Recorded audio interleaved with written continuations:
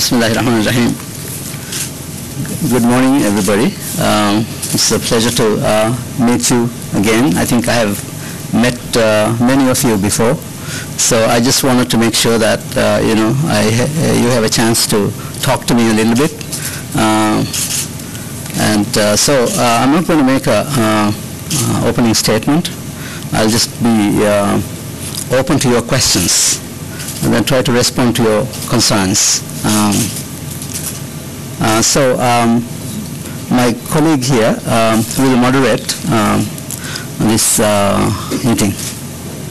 If you could kindly introduce yourself and then ask one or two questions, because I'm getting a little bit old now and may not be able to remember a series of questions if you continue keeping too many questions. So just please limit yourself to one or two questions. We'll start with the Japanese. You go around.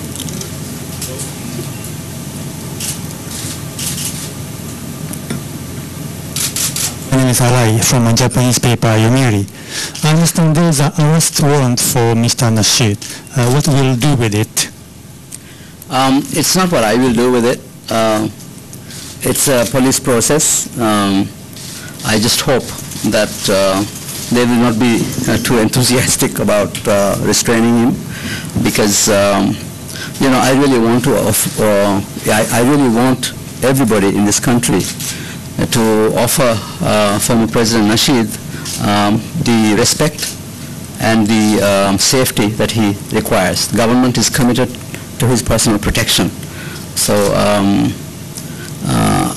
it also requires a little bit of cooperation from his side, because it will be very difficult for the government to ensure his personal protection for his bodyguards and security. If he keeps on sneaking out and joining demonstrations, then it's really very difficult for us to do the job of giving him that security. So I just hope that he will also provide some cooperation. Our objective is not to inflate what is going on, but to help calm down and get into a dialogue where we can come to an understanding on how we move forward towards the next election. President, so you mean so far you don't arrest him? No, he's free. He's moving around, and I understand he was about to travel today to the islands, but he's completely free. I'm sure you are free to meet him anytime you want if he's available. He's able to participate in meetings and speak to anybody, meet anybody he wants. Is that all for your questions? Yeah, thank you. Okay. Mr. President, I'm a journalist from Shanghai Morning Post, China. I have two questions. Number one is, Mr. Nasheed said that he needs a snap election, but you said the current environment was not conducive to holding free and fair election. I don't know why. The second question is about many travelers worried about the security in Maldives, especially in Malay. What do you think about it? Thank you. Okay, thank you. With regards to the demand for an election, the Constitution has a solution to the problem, and that solution is when the President resigns or is unable to perform his duties, then the Vice President has to step in. And so what has happened is the constitutional process has been followed. And if you you also know that the next election is not very far away. In fact, so about a year and a half before the next election.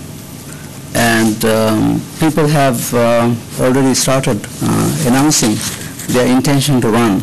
And so preparing for a next election is already underway.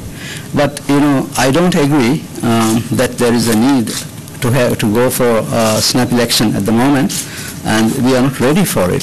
The country is deeply divided, and we have the political landscape has many potholes and deep rifts, and so these things have to be healed before we can actually have a meaningful, free and fair election. And my job, I believe, very strongly, is to create that kind of environment, political environment in which we could have a truly free and fair election. I also think that if we try to force election now, we might also get into more conflict in the country.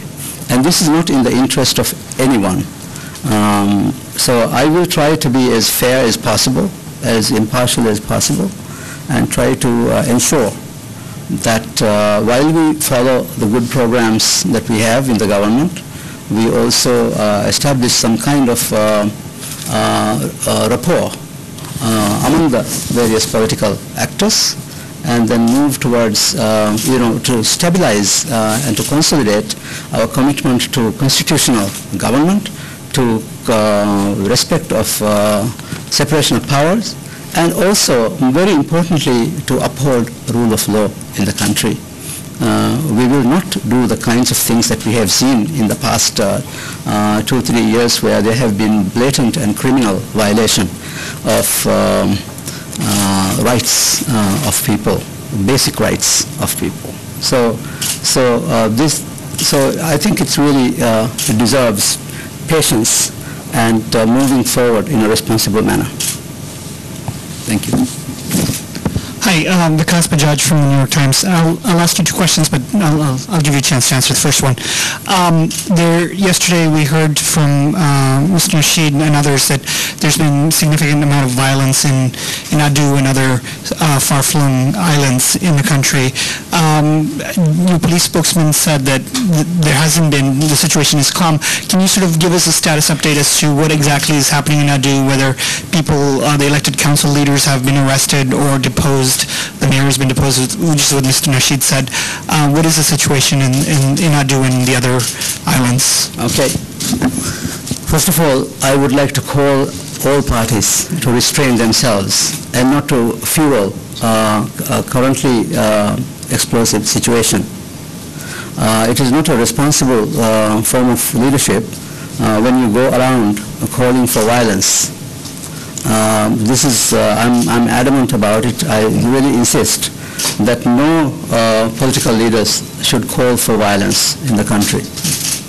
In Aadu, so much damage has been caused to public buildings, but even more importantly, the public records in the judiciary, the entire judiciary has been affected there. The police centers have been torched, and the police training center has been, but this has come following